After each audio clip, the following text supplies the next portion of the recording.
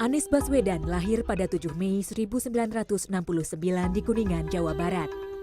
Sejak kecil Anies sudah suka berorganisasi.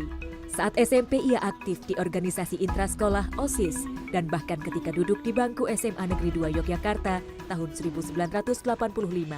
Ia pernah dinobatkan sebagai Ketua OSIS se-Indonesia, kemudian melanjutkan pendidikan tinggi di Fakultas Ekonomi Universitas Gadjah Mada. Anies beberapa kali menerima beasiswa pendidikan ke luar negeri.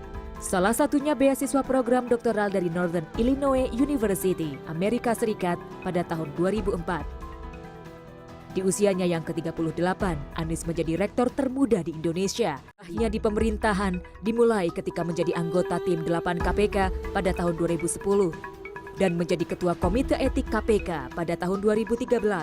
Tahun 2014, Presiden Joko Widodo mengangkatnya sebagai Menteri Kebudayaan dan Pendidikan Dasar dan Menengah. 23 September 2016, bersama Sandiaga Uno, ia mencalonkan diri sebagai Gubernur dan Wakil Gubernur DKI Jakarta periode 2017-2020.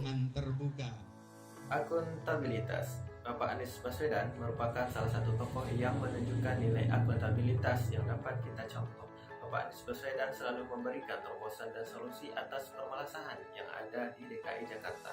Bapak Anies Baswedan memiliki jiwa kepemimpinan yang tinggi, sikap tegas yang berintelektual, dan menggunakan tutur bahasa yang sopan sebagai citra yang dibangunnya sebagai pejuang pendidikan. Bapak Anies Baswedan membuktikan kepemimpinannya dengan mendapatkan banyak penghargaan di tingkat nasional maupun internasional. Dalam membangun pemerintahan yang transparansi, Bapak Anies Baswedan membentuk program yang memuat berbagai informasi, disajikan secara jelas dan memadai, mudah dimengerti, dan gampang diakses oleh masyarakat yang membutuhkan. Anies Baswedan adalah cucu dari pejuang kemerdekaan Indonesia, yaitu Abdurrahman Baswedan, sehingga jiwa nasionalisme melekat pada diri beliau.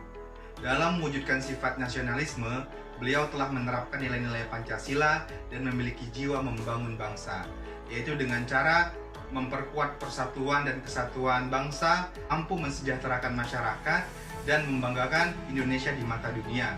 Dengan cara beliau mendedikasikan dirinya terhadap bangsa, menjadi tim KPK, kemudian menteri, kemudian menjadi gubernur. Dalam implementasi nilai Pancasila, beliau mampu membuat rumah susun, akuarium, dan membanggakan Indonesia di mata dunia dengan cara menjadikan Jakarta sebagai kota terbaik. Secara etika publik, Gubernur DKI Jakarta sangat mencerminkan sikap yang ramah dan beretika terhadap pegawai dan masyarakat. Hal ini tentunya sangat mencerminkan sekali bahwa beliau dapat mengimplementasikan nilai-nilai dasar aneka dalam lingkungan kerja di Pemprov DKI Jakarta, seperti menjalankan tugas secara profesional dan tidak berpihak, membuat keputusan berdasarkan prinsip keahlian, memberikan layanan kepada publik secara jujur, tanggap, cepat, tepat, akurat, berdaya guna, berhasil guna, dan santun. Beliau juga dapat mempertanggungjawabkan tindakan dan kinerjanya kepada publik. Salah satu bentuk komitmen mutu yang dilakukan oleh Bapak Anies Baswedan adalah mengantarkan DKI Jakarta berhasil memenangkan Sustainable Transport Award STA 2020 atas program integrasi antar moda transportasi publik yang terus dikembangkan. Maka, Gubernur DKI Jakarta Anies Baswedan menyatakan komitmennya dalam mengupayakan peningkatan mutu dan sistem transportasi berkelanjutan. Selain itu, Bapak Anies Baswedan juga terpilih sebagai Wakil Ketua Komite Pengarah C40 Cities. C40 Cities merupakan jaringan yang menghubungkan 97 kota besar dunia yang telah berkomitmen untuk mengambil langkah-langkah progresif terkait perubahan iklim, bertujuan untuk masa depan lingkungan kota yang sehat dan berkelanjutan.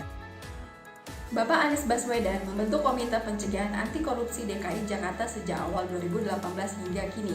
Ini bentuk dari kesadaran beliau untuk mencegah terjadinya korupsi.